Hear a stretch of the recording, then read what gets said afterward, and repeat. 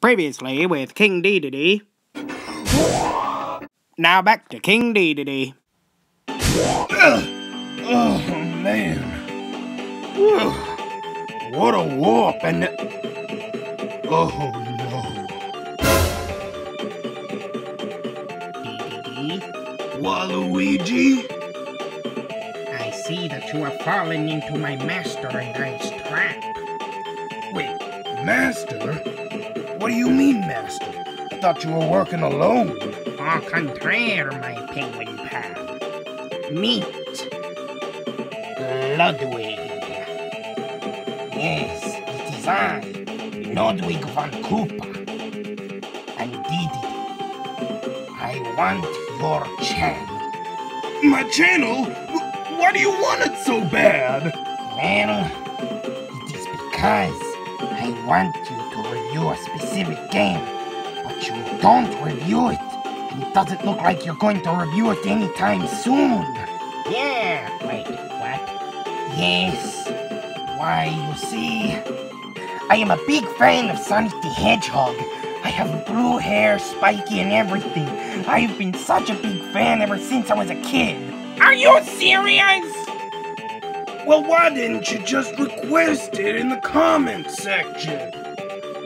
I'll take any requests for video games. You know that if you've been watching my channel. In hindsight, it would have been a better idea instead of just kidnapping you. Is that what you've been trying to get me to do? To get control of his YouTube channel just for... I'm out. That's it. No more Waluigi. I'm taking a break. I'm taking a break for unprecedented amount of time. Well, it'll give me something to do. Today on King Dedede Reviews, I'm reviewing Sonic the Hedgehog for the Sega Genesis. Would you like to do the honors? With pleasure.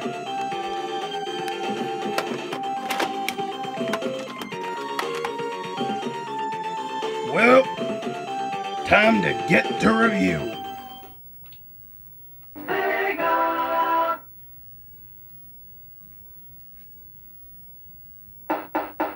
Sonic the Hedgehog, the birth of an icon.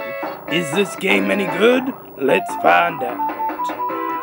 To start off, you're placed in the middle of the Green Hill Zone with no storyline, unless you got the manual, which I don't. But I know the storyline. You see, the evil Dr. Ivo Robotnik has gone to Sonic's home of South Island and has taken all of his animal friends and is putting them into his badniks. More specifically, his robots, to help him take over the world.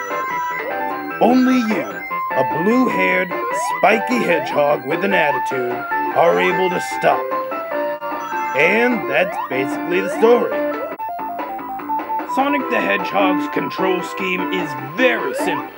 You go left, you go right, you can look up, you can look down, you can look down when you're running, and you can curl up into a spiky ball that takes out some of Robotnik's badniks, and you can jump, which takes out Robotnik's badniks from most sides, unless they're spiked. But what Sonic focuses upon is speed. Sonic is a speed-centric game, and it lets you know that. Most of the time. What do I mean by that? Well, we'll get to that whenever we get to that. Littered upon your path to Robotnik's lair are rings. These rings help Sonic out by protecting him. Cause if you get hit by a badnik, or an obstacle, or one of Robotnik's machines, if you have rings, you can withstand a hit. Just make sure to pick some of them up, cause if you get hit with no rings, you'll die. Now, Sonic isn't short on power-ups either. These power-ups can be obtained by breaking little computer monitors that are scattered across the zones. Some of these include a ring box, which gives you 10 rings apiece, a shield box, which will allow Sonic to take an extra hit, an extra life box, which does exactly as it sounds, and an invincibility box. box, which also does exactly what it sounds. You can also grab a power-up called the Speed Shoes, which makes Sonic even quicker than he already was. Graphically, this game isn't the best looking of the 16-bit era, but oh, it's certainly not the worst. This game looks really good. Everything pops and Sonic really stands out from everything, which is good in a platform. When it comes to this game's soundtrack, trust me, you'll be humming these themes for days. I mean, who doesn't know the Green Hill Zone? People who don't know what Sonic is, that's who. In order for Sonic to stop Dr. Robotnik in his plot for world domination, he's gonna have to go through 6 zones with 3 acts each, all culminating to a final boss. The zones in Sonic 1 are varied, to say the least. The first zone, Green Hill Zone, is bright, cheery, and overall nature themed. It's a really great level which gives you a sense of speed and platforming. Marble Zone, on the other hand, is drab, boring, and while I do like the music and the graphics here, it's just too slow. It's a Sonic game, let me go fast! Spring Yard Zone fixes this issue by giving you a flashy level with pinball bumpers and overall a great sense of speed. Labyrinth Zone, on the other hand, takes that speed away again and replaces it with water. Now I know what you're thinking, oh come on, it can't be that bad, you just swim through it. No, Sonic sinks like a rock, and he can drown. So pick up any air bubbles that you can find. Otherwise, your blue hedgehog is gonna get even bluer.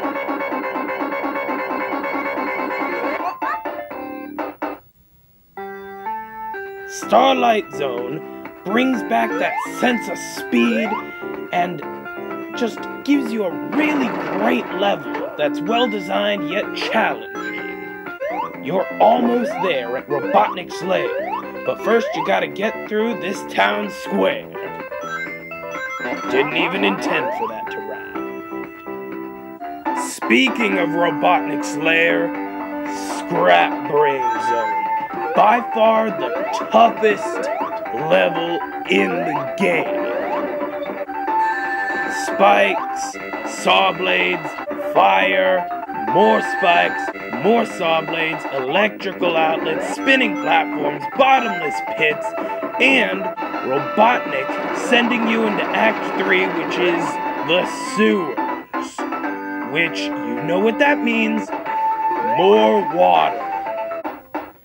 And with all of this, you're probably thinking, man, this game's a hard game, ain't it? Well, if you're going through it, not trying to get the Chaos Emeralds, then it's probably going to be challenging, but you can probably do it. Speaking of the Chaos Emeralds, in this game, there's only 6 of them. But how you get them is by far the most difficult thing to do in Sonic 1. What you gotta do is you gotta get at least 50 rings and get to the end of an Act 1 or Act 2 of the first 5 zones. You're not allowed to in the Scrap Brain Zone, but if you get there between Green Hill Zone and the Starlight Zone, then a giant ring will appear. Jump into it and you'll go into a special stage. But lose that special stage and you won't get an emerald. Beat that special stage and get the emerald, and you've got 1 down, 5 more to go. Lose the special stage more than 4 times, and your chances are gone. You're probably wondering, why can't I get an emerald at the end of every 3rd act? Well, At the end of every third act, you face Dr. Robotnik himself. In Green Hill Zone, he's got a wrecking ball coming towards ya. Not gonna make the obvious joke. In Marble Zone, he's got a flame shooter that he's shooting at ya. In the Spring Yard Zone, he's got a spike that destroys blocks, but is very easy to avoid. In Labyrinth Zone, he just straight up gets the heck out of there. Hey, don't blame you, buddy. I don't want to be in this zone either. And in Starlight Zone, he shoots bombs at you. Down on seesaws, where you can bounce them up at him. You know, I don't think Robotnik's as smart as he thinks he is. Now here comes some spoilers, but this game is quite an old and famous game that I shouldn't even be giving spoilers, but nonetheless, you've been warned. The final zone, the showdown against Robotnik, and the boss is very slow, very predictable, but one hit and you're dead, so that raises the stakes.